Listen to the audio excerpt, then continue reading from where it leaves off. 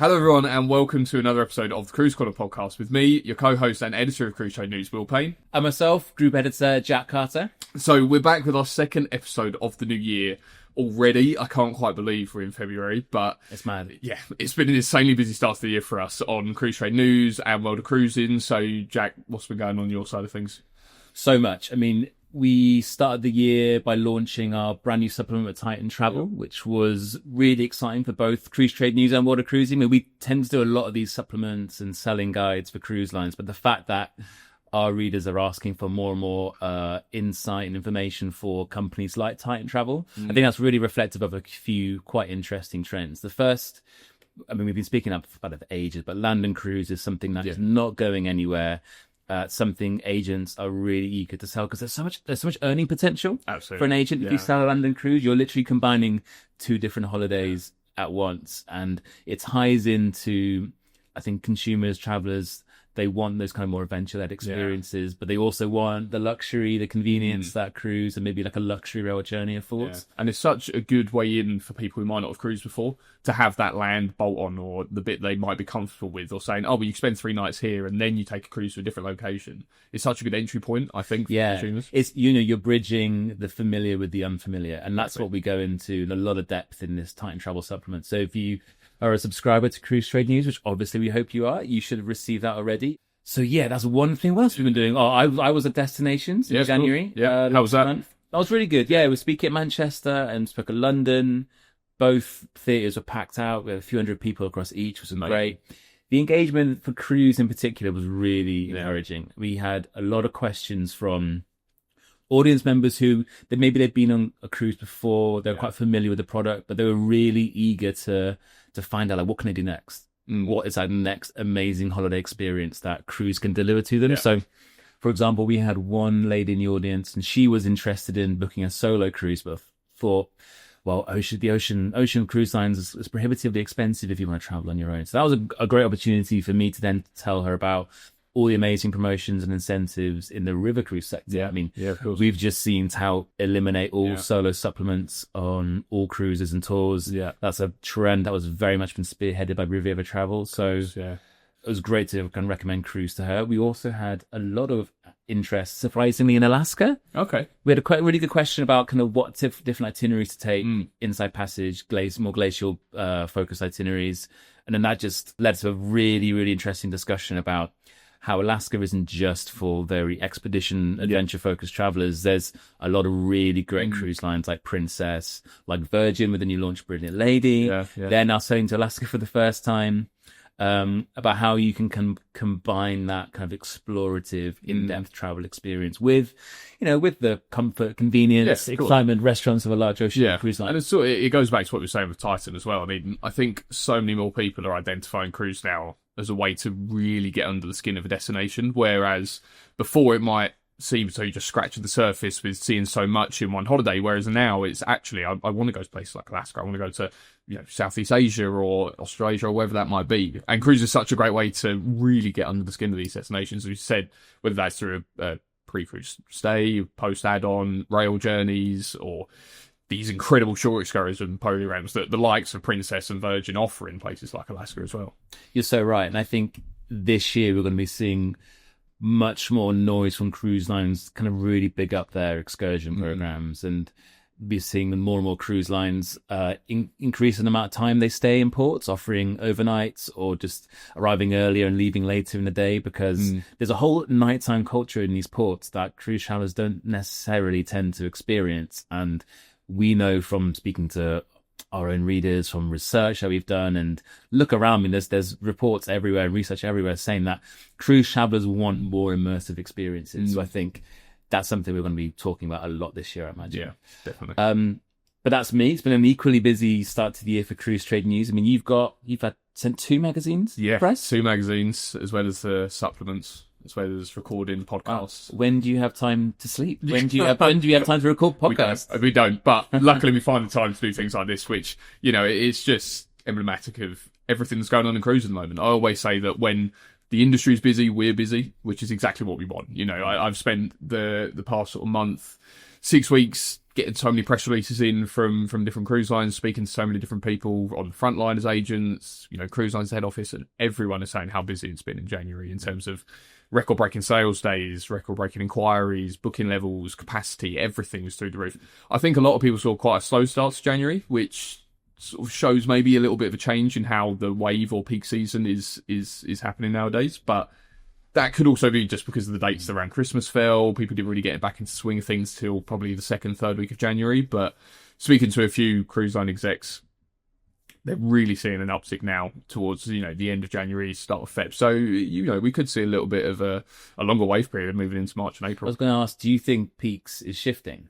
I do. I think so. I think people are being a little bit more thoughtful about their holidays. I think the days of, big flashy sales, which still have their place and still obviously with the importance of value and the issues with the economy at the moment, I think still have their place. But I think people are a little bit thinking about what they want to do a bit more, taking their time with their bookings and turning to experts like agents to, sit down, work out what we want to do, rather than it gets to January, the weather's rubbish, let's book whatever we can find. Well, before we move on, I wanted to shout a really interesting piece in your January issue, your last installment of the CTN Investigates feature. I mean, this was a sort of our first deep dive into the new price transparency guidelines from the DMCCA. Do you want to tell me a bit more about that piece and why you think this is a really important topic for our readers and listeners to know about? Absolutely. So, yeah, as you said, it's based on some new pricing guidelines from the DMCCA, which were introduced about 12, 16 months ago. But recently, the Advertising Standards Agency in the UK, which is the UK's sort of advertising watchdog, a lot of people would have heard of them when companies have misled consumers with adverts or whatever it may be. They have started to take action on certain hotel operators, online travel agents, over how they're displaying prices because of the information that was released in the DMCCA and the guidance that the government had given. Now, the CMA and the ASA now both have more powers when it comes to this sort of thing, so they can now implement more sort of regulations on companies that aren't, instead of just highlighting where companies are falling short, they can actually take action against them. Now, not much action has been taken yet. It's still very early doors, but they have highlighted I think it was over 150 companies that have fallen short of these new guidelines. So you're talking about sort of flash sales and saying cruises for under £500. Yeah. And then you dig a little deeper and you realise, it's for one inside cabin. Exactly. And sold. Yeah, it's for one cabin, or it's things like drip pricing where the headline price for a holiday and as I say, we're talking about holidays and cruises, but they're looking at everyone in the whole industry. But what the point is that travel and cruise do use some of these techniques. So pricing such as a headline price of £500 for a cruise, but once you go through the booking process, that ends up being £700 when you add on gratuities, taxes, port fees, that sort of thing. Yeah, I wanted to read out a quote from the piece. You spoke to someone called Marta Garcia. She's a partner at the specialist transportation and trade law firm Stevenson Harwood. So she said, and I believe she spoke to you directly on this. Cruise lines need to verify that sales and countdown deals end when advertised, and that internal systems update prices automatically and on time. I mean, she gave an example here. Mediterranean 2026, now on sale. The lead-in fare must be available on a significant proportion of sailings within that program, not just on one or two dates. I mean, how many cruise lines or OTAs do you think could be impacted by these guidelines? I think a very, very large number could be impacted by that. I mean, when you think about it, you see these deals all the time, and I think, when you're booking your own holidays, let alone booking for customers or, doing what we do, you always see this sort of thing. It's inside cabin for £400 and you click through and they all sold out, or there's only one cabin, or there's only one sailing at one specific time, which, normally out of season.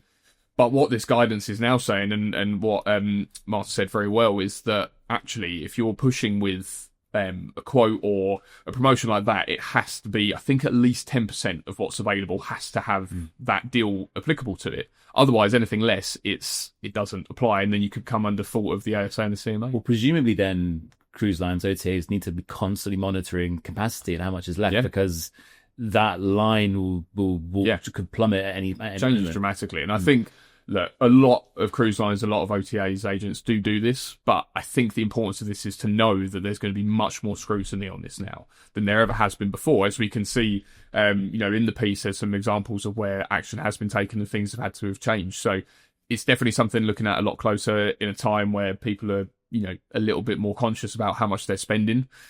The government and, these watchdogs are cracking down. And I spoke to James Cole from Panache Cruises and he welcomed it massively. He said this is such an important thing that has to be done because all the agencies and the cruise lines that are worth their salt would do this. So if they're not doing it, that's almost sort of a sign maybe not to book with that company. Yeah.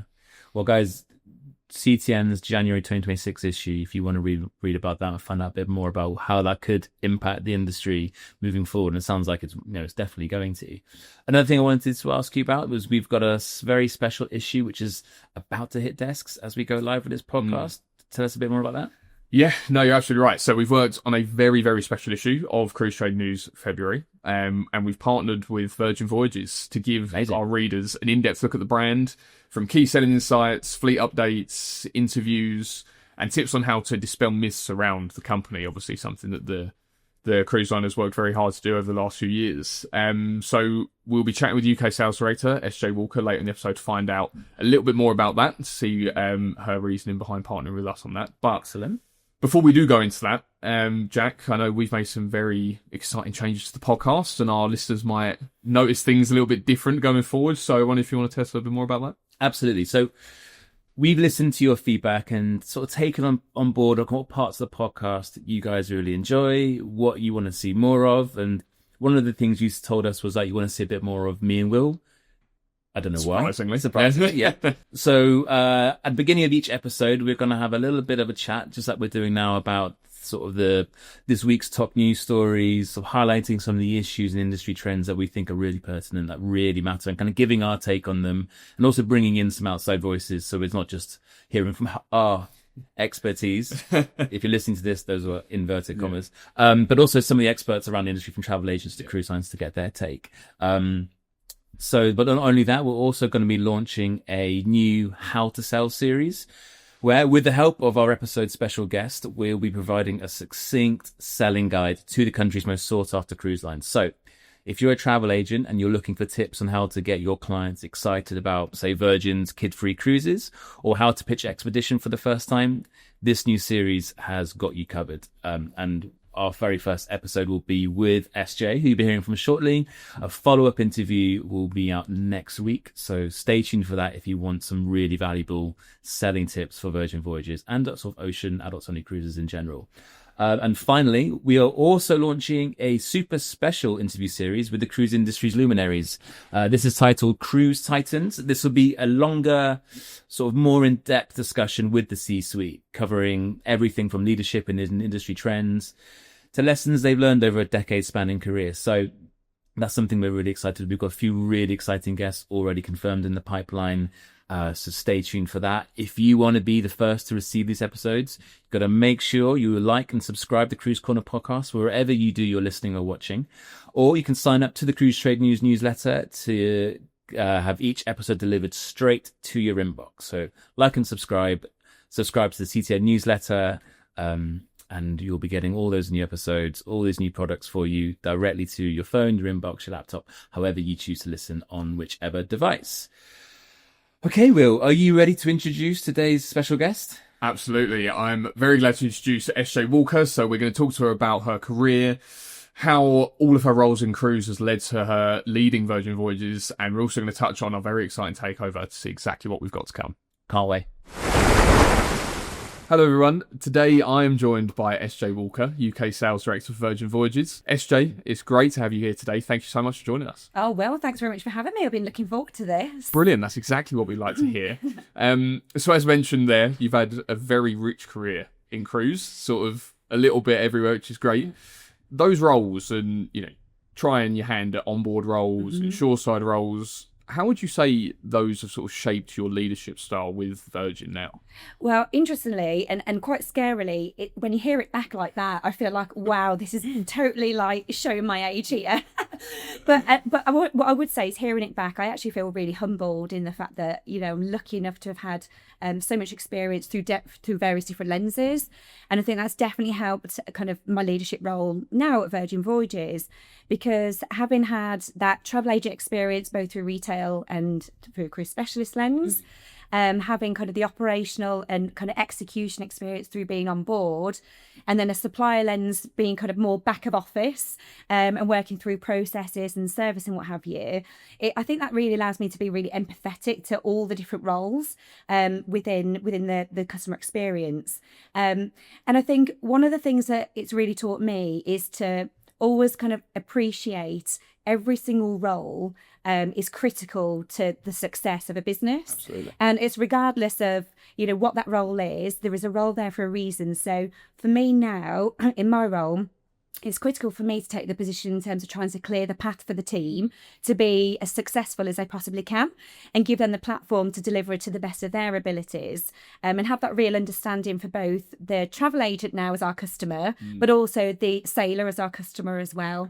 So I think, yeah, having that kind of frontline experience has definitely helped.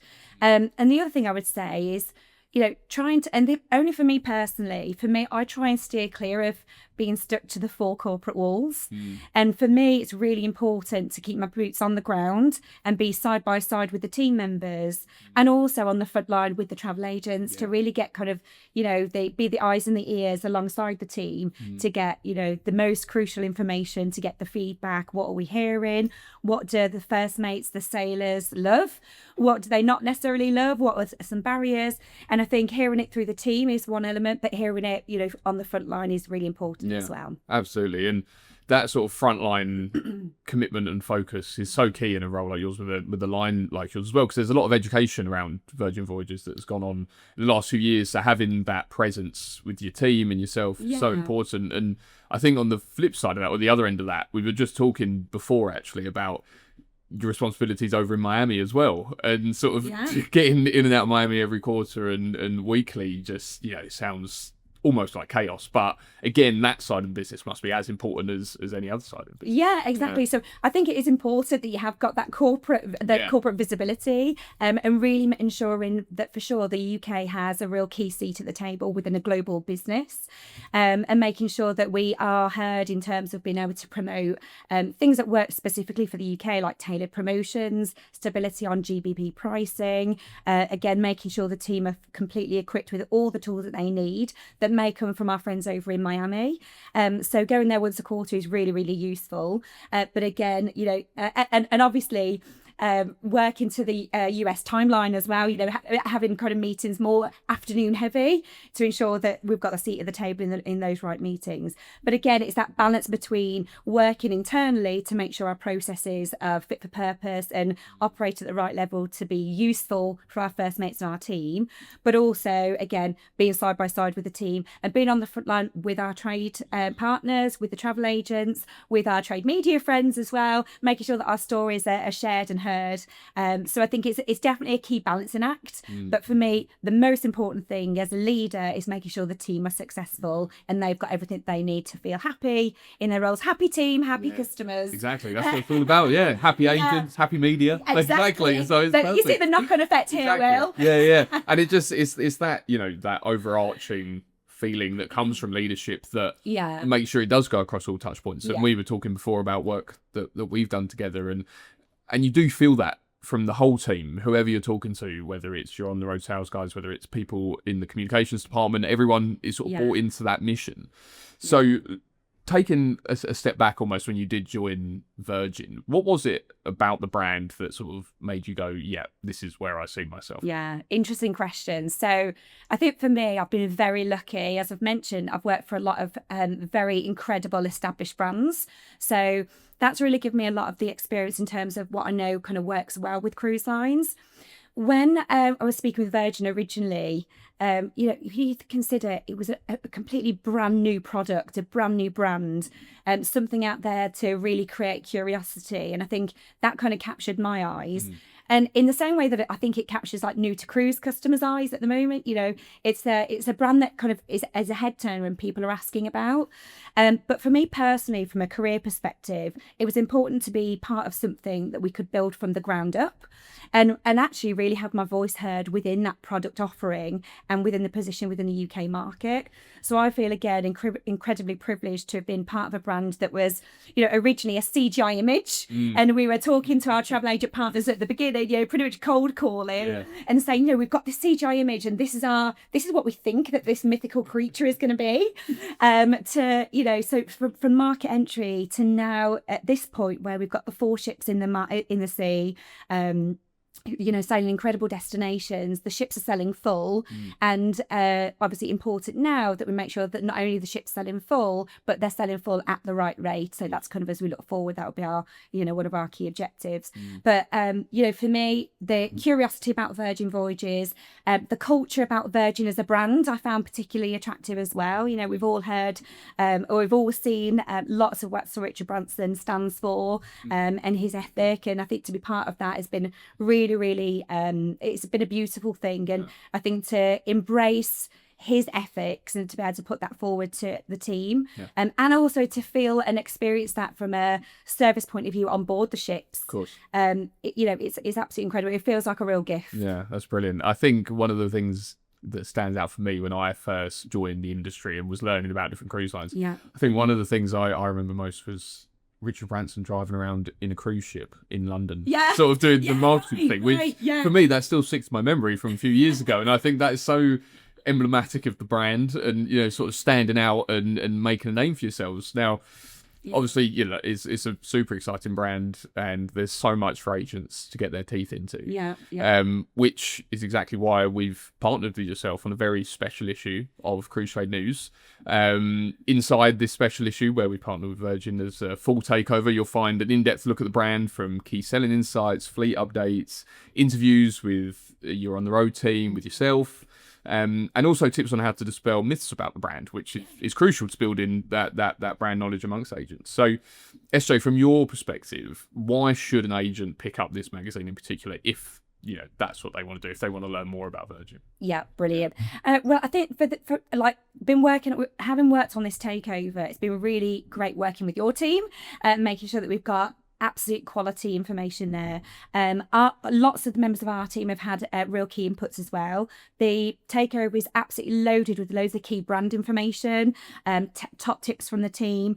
But I think what this takeover really allows us to do is try and reach as many first mates as possible, and really arm them with the information they need to know everything about Virgin Voyages in one key spot. It's a real lovely kind of coffee table piece as well, isn't it? So if you're on a lunch break and you've got 5 minutes, you know, have a read through and what have you.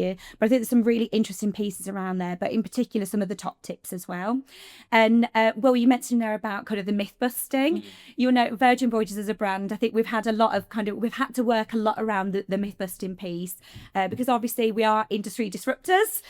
We have taken, I think, what, you know, the best of what we love about the cruise industry, and we've challenged industry norms as well, and really applying that Virgin stamp and branding to everything, with a little bit of cheekiness along the way as well. But I think, you know, taking a peek at that takeover is real key for travel agents, first mates, and it will really arm them with what they need to know to sell Virgin Voyages. So more, please. Brilliant. Well, if that hasn't sold it, I don't know what would. Make sure to grab a copy when you can. Now, we have a new segment to end the podcast at the moment where we essentially randomly generate a few questions, and we're going to give you one, and we're going to put you on the spot to answer what that question would be. I'll pull up our questions now. If you weren't working in cruising, which industry do you think you'd work in? Oh, what a great question. Okay, it's very tricky because I've always seen myself in the travel industry. I think if I wasn't working in travel, I would like to run a little cheeky coffee shop. Really? And I'll tell you the reason for why, Will. You know, really cool curated coffees, really gorgeously, freshly made cakes.